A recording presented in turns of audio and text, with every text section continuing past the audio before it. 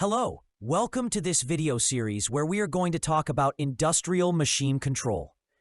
In this video, we are going to talk about software adjustable values that can be set during the life cycle of a machine. We will see that are different groups of values that can be set in different ways and for different purposes. So, let's get started.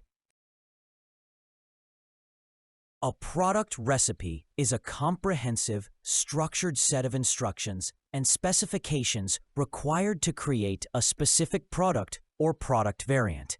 It's the complete blueprint for making one particular item. Think of it like a cooking recipe for a specific dish. It tells you all the ingredients and all the steps. Its primary goal is to ensure that a specific product is consistently manufactured to its design specifications and quality standards. If applicable, a product recipe can contain: first, the material specifications, such as types, quantities, and grades of raw materials or components. Second, it can contain process steps or sequence, meaning the exact operations and their order, like mix A and B for 10 minutes, or assemble part X to part Y, then part Z. A product recipe can also include some target values that are desired outcomes or measurements at various stages, such as heat to 150 degrees, or achieve a viscosity of Z, or cut to length 100 millimeters. Also, the product recipe may include the product quality control checks that are the acceptable limits, like length tolerance equals 1 millimeter, or weight tolerance equals 1 gram. If applicable, tooling requirements, meaning which specific tools, fixtures, or molds are needed, can be part of the product recipe, which may also include some environmental conditions, such as the required temperature, humidity, or other conditions for the process if this is relevant for the production, and must be different for each product. Now, we answer the question of the storage location of the product recipe that needs to be loaded to the PLC active memory for execution, and which can either be the HMI, a recipe management system, the SCADA, the MES, or the ERP system, or some databases. One last remark about large product recipes. These can be divided in groups and managed in hierarchical manner. For example, a subset of values is stored for a specific product and is therefore valid for all variants of that product.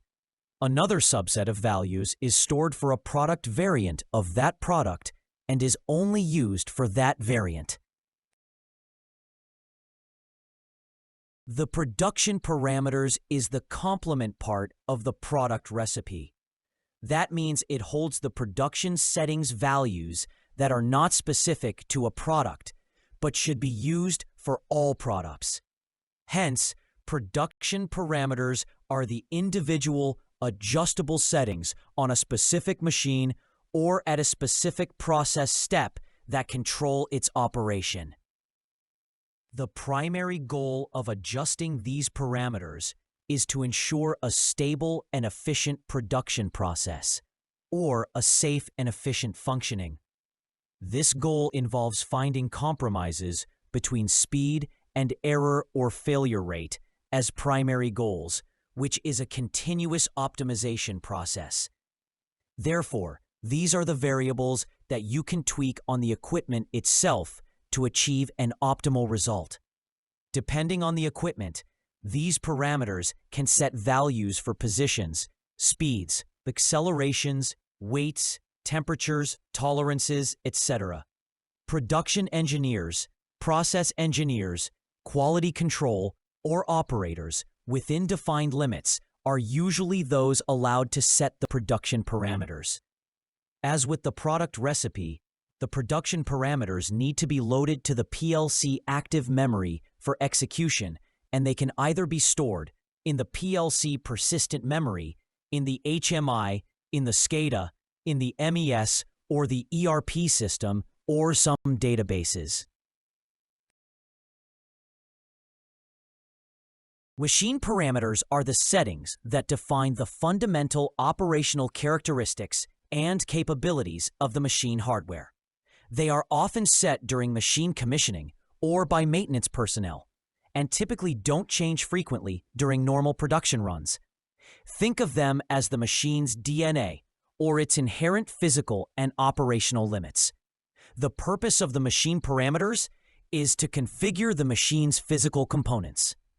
Define its operational limits, calibrate its movements. As example of machine parameters is the maximum speed and acceleration limits for robotic arms, linear axes, or rotary tables. Another example is PID, proportional integral derivative, gains for servo motors, encoder resolutions, motor current limits. Also as example is the adjustments for the precise zero point or sensitivity of sensors, such as the home position offsets for limit switches, pressure sensor calibration. A last example are the communication settings, such as IP addresses, baud rates, communication protocols for network interfaces. Machine parameters are set by machine builders, commissioning engineers, or maintenance technicians. Typically, machine parameters are only changed during setup, calibration, major maintenance, or when changing the fundamental capabilities of the machine. Machine parameters can have a huge impact. They directly affect the machine's performance, precision, speed, and safety. Incorrect settings can lead to machine damage, poor quality, or safety hazards. Because of this, the machine parameters are usually stored in the PLC or PAC memory, or in some dedicated controller memory, such as CNC, robot, or access controller. HMI, protected by passwords and access levels, or in configuration files, as well as in physical communication switches. With all this said, thanks for your time. I hope you enjoyed the video and that it added some value to your knowledge. If you want to know more about operator role and other roles, click the video link. Watch more videos about related subjects. Please like, leave a comment, and subscribe for more videos like this one.